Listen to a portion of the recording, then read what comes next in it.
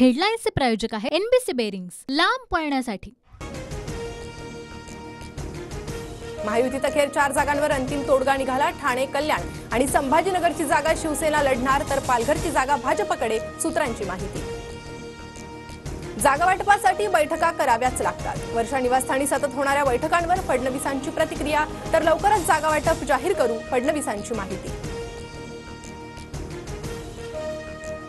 नाशिक धाराशिवची जागा अजित पवार गटाला मिळण्याची शक्यता। दोन्ही जागांबाबत शिंदे, फडणवीस आणि अजित पवारांमध्ये अंतिम चर्चा, सूत्रांची माहिती।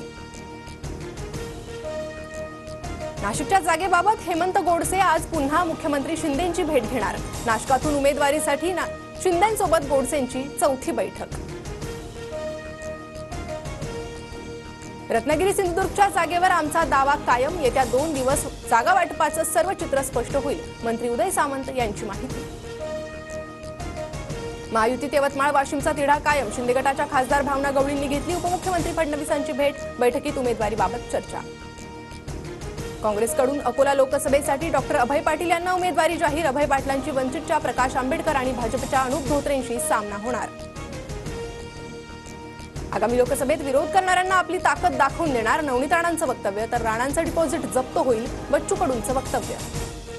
मुंबई उत्तर पश्चिम लोकसभेसाठी शिंदे गटाकडून आमदार रवींद्र वायकरांच्या नावाची चाचपणी। रवींद्र वायकरांची मुख्यमंत्री शिंदेंसोबत उमेदवारीबाबत चर्चा झाल्याची माहिती।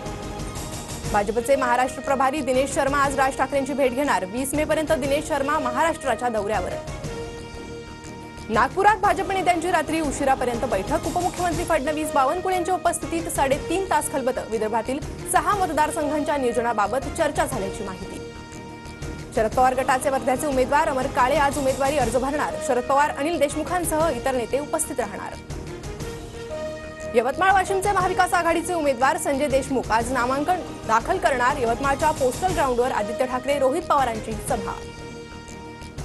बुलढाण्यातून शेतकरी नेते रविकांत तुपकर आज उमेदवारी अर्ज भरणार, तर महायुतीकडून प्रतापराव जाधवही अर्ज दाखल करणार।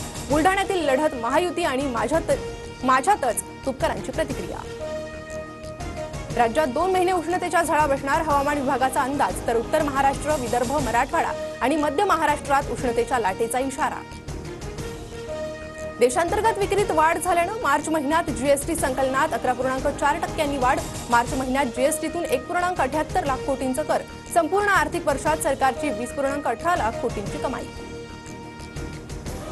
पिंपरी चिंचवड महापालिकेला पाणीपट्टीतून 78 कोटींचा कर, तर पाणीपट्टी थकवणाऱ्या 300हून अधिक मालमत्ताधारकांवर पालिकेची कारवाई।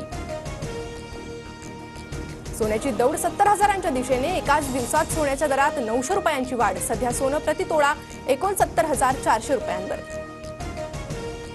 राज्याच्या दुष्काळी भागातील 10वी-12वीच्या विद्यार्थ्यांना परीक्षा फी परत मिळणार। राज्यातील एकूण 6,13,122 विद्यार्थ्यांना शुल्क माफीचा फायदा होणार। हेडलाईन्सचे प्रायोजक आहे एनबीसी बेरिंग्स, लांब पळण्यासाठी।